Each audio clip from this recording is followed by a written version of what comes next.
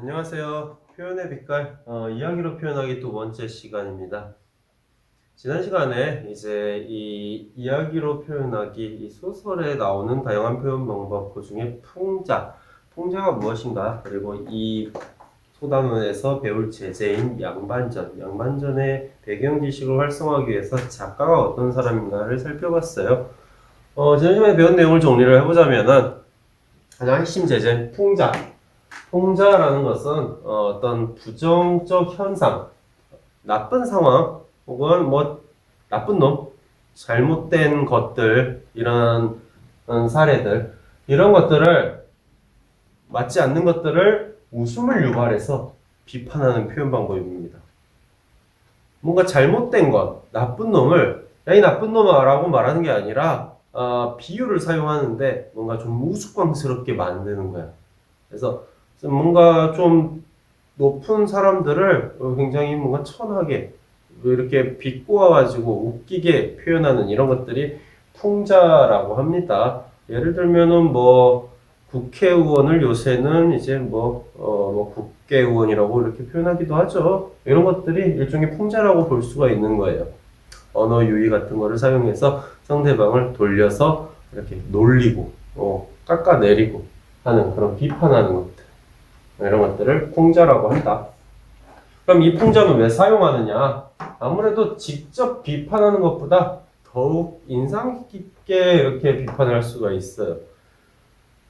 대놓고 쟤는 뭐 때문에 나쁜 놈이야 이렇게 말을 하는 것보다 그냥 그러려니 하는데, 아무래도 좀 웃기게 만들면 오래 기억에 남고 아무래도 한 번 더 관심이 가고 인상 깊게 기억을 할 수 있기 때문에 이렇게 풍자를 사용을 한다. 그리고 또 웃음을 주면서도 현실을 바라볼 수 있는 그런 통찰력을 갖게 해줍니다. 풍자는. 그래서 웃긴데 그 안에 뭔가 숨은 그 의미가 담겨 있는 거야. 아, 맞아, 쟤는 저랬구나 하면서 이렇게 나쁘구나 하면서 이렇게 더 기억을 할 수 있다는 거죠. 그래서 그런 풍자를 이제 이 소설 속에서 풍자가 어떻게 드러나는가를 살펴보고, 그리고 이제 일상생활 속에서 풍자는 어떻게 활용할 수 있는가, 이런 것들. 그래서 고등학교 때 그 자소서를 쓰는데, 자소서에서 이제 다양한 표현 방법을 활용을 해서 자소서를 써라. 그래서 저는 그때 어렸을 때부터 꿈이 선생님이었으니까 선생님이 되고 싶은 마음을 자소서로 썼어요. 근데 그 안에다가 이제 나름의 풍자를 사용을 했었죠. 그래서 뭐 선생님이 되기 위해서 다양한 것을 준비하고 있다. 그래서 배를 잘 때리기 위해서 매일 야구방망이로 스윙을 하고 있고 뭐 이런 식으로 글을 썼는데, 전 나름의 풍자를 사용한 거였는데 선생님들이 그 당시 장문 선생님이 생각하기에는 매우 기분이 나빴나요? 그래, 기분이 나빴는가? 거의 최하점을 받았었어. 지금 생각해도 그때 그 글은 참 잘 썼던 것 같긴 한데. 자, 어찌됐건. 그래서 우리는 이제 양반전이라는 걸 배울 건데, 양반전. 양반에 관련된 이야기예요. 양반이 뭐냐? 조선시대 때 신분제 사회였는데, 그 당시에 이제 조선시대 그 과거 시험을 보면은 그 종목이 크게 세 개였어요, 사실. 세 개였는데, 그 중에 나중에 승과, 그 종교에 관련된 그런 것은 나중에 거의 사라지고, 크게 두 개가 남아요. 문반과 무반, 문과와 무과. 그래서 글을 읽어서 책을 많이 읽고 공부를 열심히 해서 이렇게 과거에 합격을 하면은 주로 문반이 되고, 그리고 활, 이런 거, 창, 이런 것들, 무술을 잘해가지고, 이렇게 과거 시험에 합격을 하면은 무반이 됐어요. 그래서, 장군, 이런 게 되는 거죠. 그래서, 정승, 영의정, 우의정, 좌의정, 이런 것들은 이제 주로 문반에서, 그리고 장군, 이런 것들은 이제 무반에서 이렇게, 가는 건데, 그걸 합쳐서, 문반, 무반 합쳐서 양반이라고 했습니다. 결국, 양반이라는 것은 권력을 가진 사람들, 고위공무원, 이런 거로 볼 수가 있어요. 지금으로 따지면.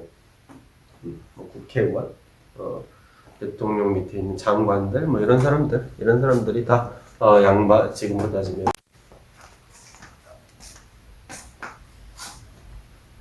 그래서 이런 권력층의 사람들을 이제 풍자하는 내용이 이제 나오는데, 양반들이 그 당시에 삶이 어땠냐? 조선 전기에는 사실 조선시대 때 이렇게 신흥 무인 세력들이 위화도에서 회군하면서 이제 이성기가 왕이 되죠. 그때 그 왕을 만들어준 사람들이 대부분의 이제 살인 세력들, 인사대부들, 그 사람들이 이제 대부분 양반이에요. 그래서 그 사람들이 왕을 만들어주고 같이 이제 권력을 가지고 살다가 굉장히 이제 신분제가 거의 엄격했었어요. 사농공상 해서 선비, 농부, 그리고 공업에 종사하는 장인, 뭐 만드는 사람, 그리고 상인, 이렇게 신분제도가 엄격했는데 쭉 그렇게 계속 살아가다가 이 양난, 병자호란과 임진왜란, 이 전쟁 때 이 신분제가 크게 흔들려 버려요. 어마어마한 사람들이 죽기도 했고, 왕과 뭐 왕은 어버이, 왕은 어비요, 뭐 신하는 이제 엄이라고 하는데 그렇게 표현을 했었어요. 근데 아빠와 엄마가 전쟁이 나니까 백성들, 어린 아이들을 버리고 다 도망을 먼저 갔단 말이야. 니네는 죽어라, 나는 갈 테니, 그러면서 먼저 도망을 가버려요.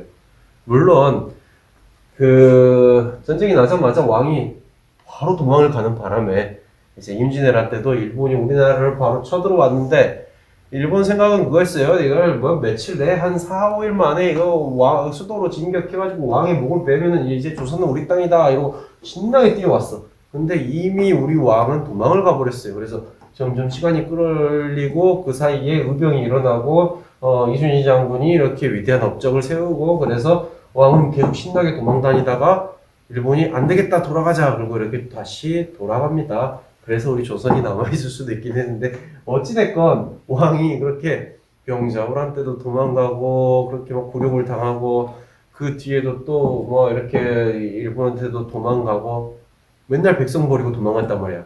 그때 도망갈 때 백성들은 우리를 버리고 어딜 가냐고 막 통곡을 하고 울었어요. 그렇게 도망갔다가 전쟁이 끝나고 돌아오니까 백성들이 존경심이 당연히 생길 일 만무하죠. 그래서 그때부터 양반들도 마찬가지예요. 뭐 이렇게 다 도망가고 이렇게 바빠가지고, 그리고 그 당시 그 뒤부터 주변 나라들 뭐 청나라나 이런 데서 과학기술이 발전해가지고 굉장히 막 이렇게 신문물들이 많이 들어와요. 근데 그 당시에도 우리나라의 양반들은 대부분이 그랬어요. 우리는 명나라에 대한 충성심을 계속 가지고 청나라를 이렇게 배척해야 된다. 이미 우리나라는 청나라한테 싸움에서 져가지고 왕이 막 이렇게 막 절하고 막 이렇게 인사하고 그런 치욕을 당했어요. 막 이렇게 아들도 끌려가고 막 온갖 그렇게 뭐 이것저것 다 빼앗기고 그렇게 치욕을 당해놓고도 그 다음에 싸움을 해도 잽도 안 되면서 계속, 그럼에도 불구하고 쟤네는 오랑캐니까 우리보다 못했던 존재들이니까 쟤네를 우리는 인정할 수가 없다. 계속 쟤네를 공격해야 된다라고만 이야기를 해요. 자기들은 전쟁 나면은 1차로 도망가면서 맨날 그런 얘기를 하는 거야.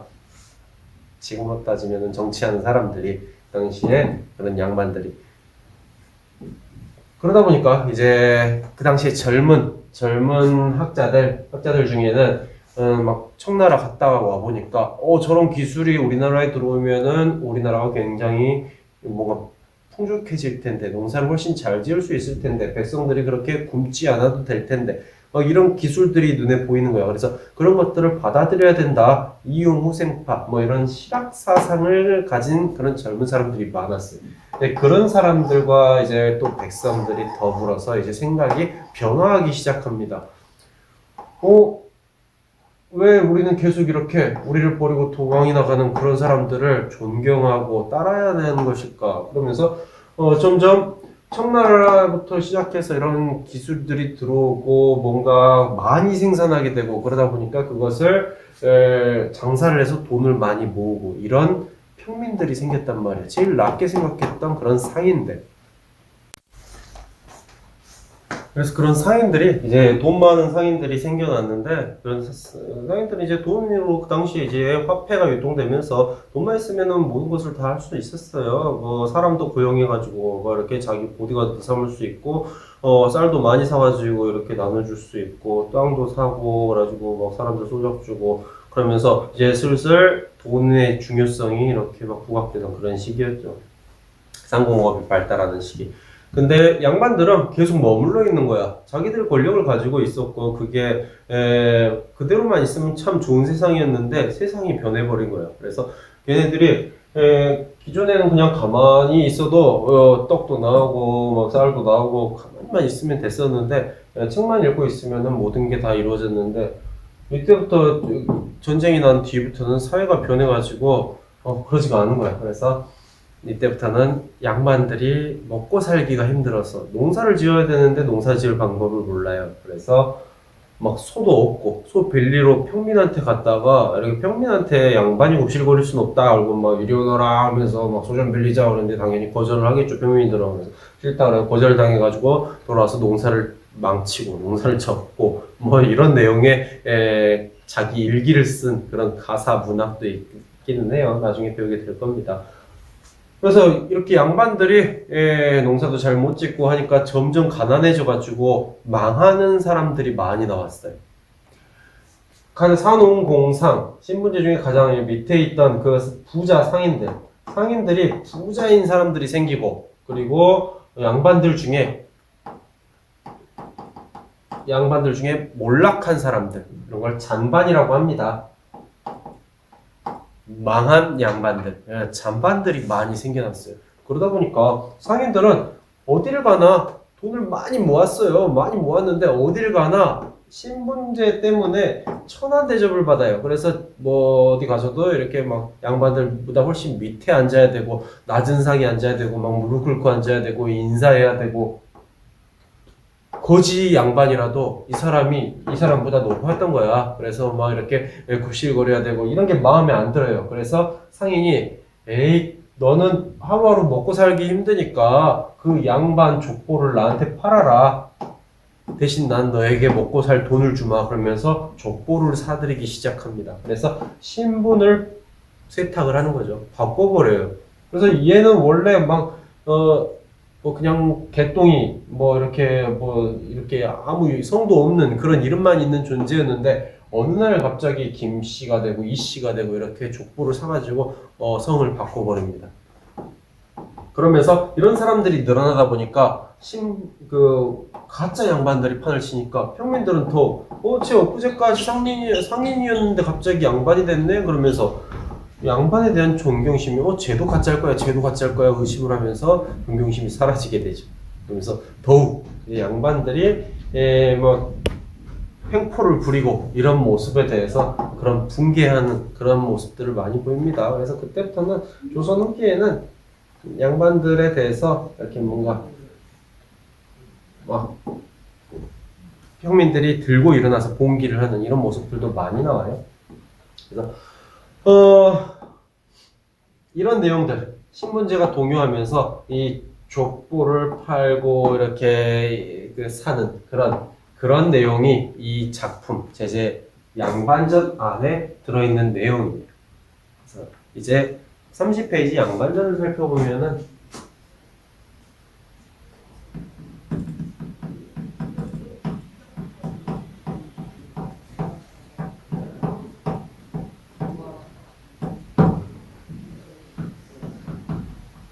자, 처음 부분은 30페이지 첫 번째 줄부터 17번째 줄까지가 처음입니다. 그래서 처음에 나온 내용은 어떤 내용이냐면은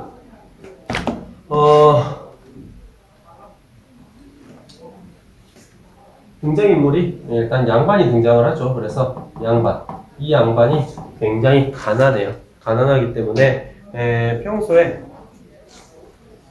먹고 살 방법이 없어가지고 나라에서 이렇게 굶어 죽지 말라고 쌀을 빌려줍니다. 빌려주고 그 다음에 이제 봄에 곡식이 부족하니까 봄에 쌀을 빌려주고 가을에 추수를 하면 갚아라. 그래서 이렇게 그때 이자를 쳐서 돌려받는 황곡제도라는 그래서 황곡제도라는 게 있었어요. 그래서 나중에 여러분이 역사 시간에 배우게 될 겁니다. 이 삼정의 문란, 전정, 군정, 황곡 이런 정책들이 관리들이 그것을 이용해가지고 백성들을 고열을 빨아먹어요. 이렇게 막 대출을 해줬는데 정부에서 이렇게 서민들 힘들다고 대출을 해주는데 그 이자를 사채업자들보다 훨씬 많이 걷어버리는 거야. 그리고 막 이렇게 안 그러면 다 몰수하고 노비로 만들어버리고 그런 것들이 문제가 생겨요. 근데 아직 그것까지는 가지 않았고 양반이 이제 농사를 짓지 않으니까 먹고 살 방법이 없어서 나라에서 이렇게 시행하는 정책 황곡제도에서 쌀을 빌린 다음에 먹어요. 그 다음에 농사를 안 지으니까 가을에 봄에 씨 뿌려서 가을에 수확하면은 그걸로 이제 이자를 갚고 그 쌀을 갚아야 되는데 농사를 안 지으니까 봄에 빌려다 먹고 가을에도 또 빌려다 먹고 그래서 점점 쌓였어요. 빚이 쌓이는 거예요. 그래서 황곡 이거를 갚지 못하는 것에서 시작을 합니다. 빚쟁이 양반. 양반이란 선비를 높여서 부르는 말이다. 양반의 의미가 나오고 있죠. 강원도 정선군에 한 양반이 살고 있었다. 이 양반은 어질고 그릴기를 좋아하여 군수가 새로 부임할 때마다 몸소 그 집을 찾아가서 인사를 드렸다. 양반의 성격을 보면은 일단 양반은 강원도 정선군에 살고 있었는데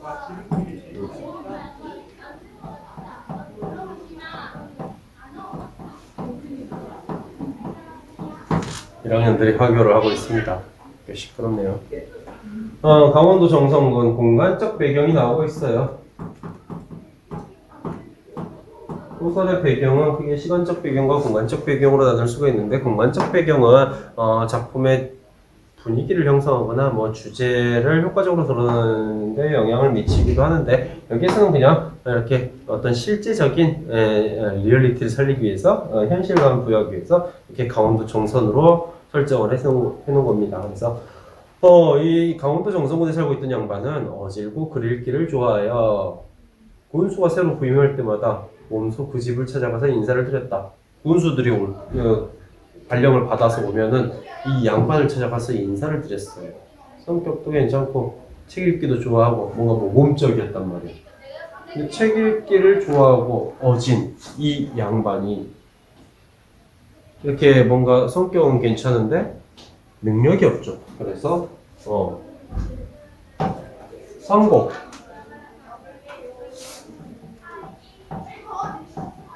한국을 빌리고도 갚을 능력이 안 됩니다.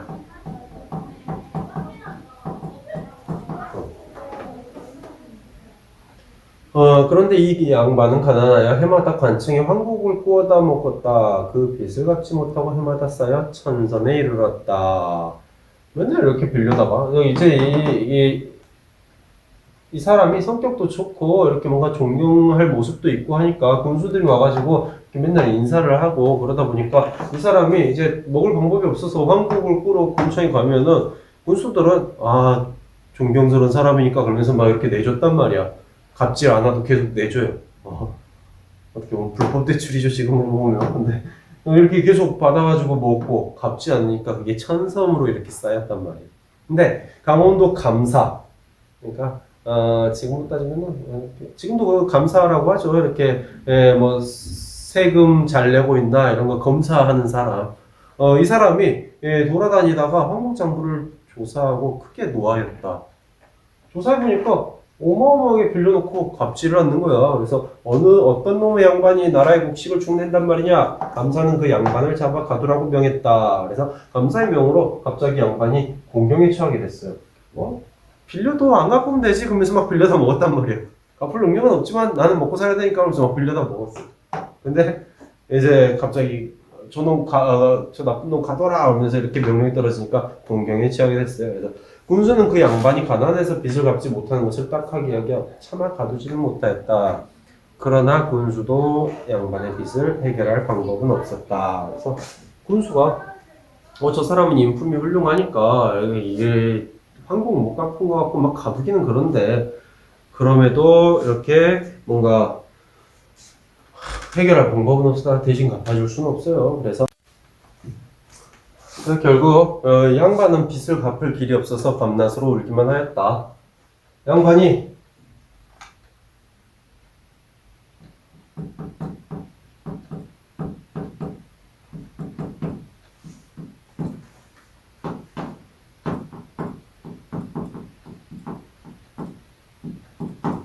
양반은 울기만 하였다. 이 부분을 보면은 그래도 한 집안의 가장인데 뭔가 경제적 활동을 해서라도 이렇게 가족들을 책임을 져야 되는데 맨날 책만 읽고 가만히 있으면서 빚만 지다가 이제 빚 갚으라고 하니까 못 갚겠다고 하면서 울고만 있어요.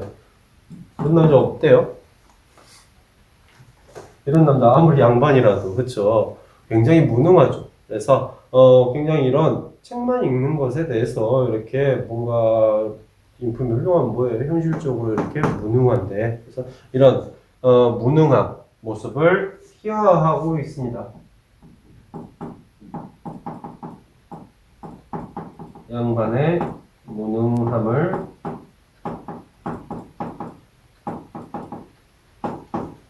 희화화하고 있다. 우스꽝스럽게 그리고 있다. 막 다 큰 어른이 막 돈 갚을 방법이 없다고 막 꺼이꺼이 울고 있는 거야. 굉장히 웃기잖아. 아니 안 되겠으면 가서 노가다라도 뛰던가. 그래서 뭐 그냥 할 줄 아는 게 아무것도 없어서 돈 못 갚았다고 이제 울고 있는 거죠. 그러니까 이제 그 아내가 양반을 몰아붙였다. 당신은 평소에 글을 읽기만 좋아하더니 황곡을 갚는 데는 전혀 도움이 안 되는 거랴. 진짜 양반이라니 한 푼어치도 안 되는 그놈의 양반. 자, 조선시대 때는 일단 가부장적 사회였어요. 남존여비? 지금 생각하면은 참 말도 안 되는 그런 모습이었는데, 그런 가부장적 사회에서 양반, 그 아내가 양반에게 막 이렇게 몰아붙이는 거예요. 근데, 박지원 씨는 그 당시에 굉장히 이런 뭔가 개혁적인 사상을 가진 사람이라서 그랬는가, 박지원 씨의 소설에 보면은 이런 여자들이 굉장히 남편을 이렇게 막 뭐라고 몰아붙이는 이런 장면이 많이 나와요. 그래서 그 당시에 그런 모습들을 봐서도 그 당시 사회가 슬슬 그런 가부장적 사회도 무너지고 있었다. 이런 것도 어느 정도 유추해 볼 수가 있겠죠. 그리고 이렇게 조롱을 당합니다. 그래서 이런 양반을 조롱하고 비난하는 그런 아내가 나와요.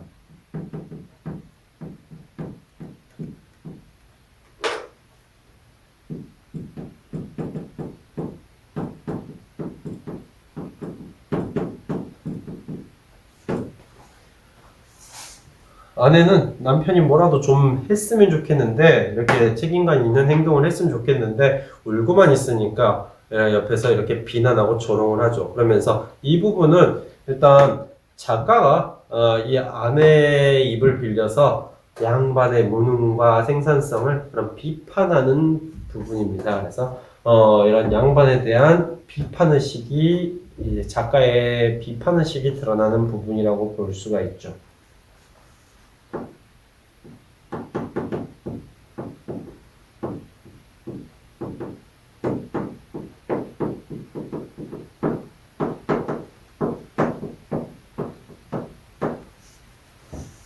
결국 이렇게 처음 부분은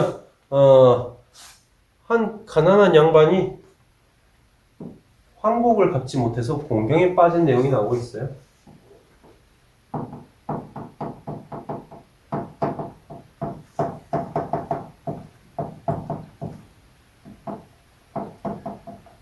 나라에서 빌려주는 그런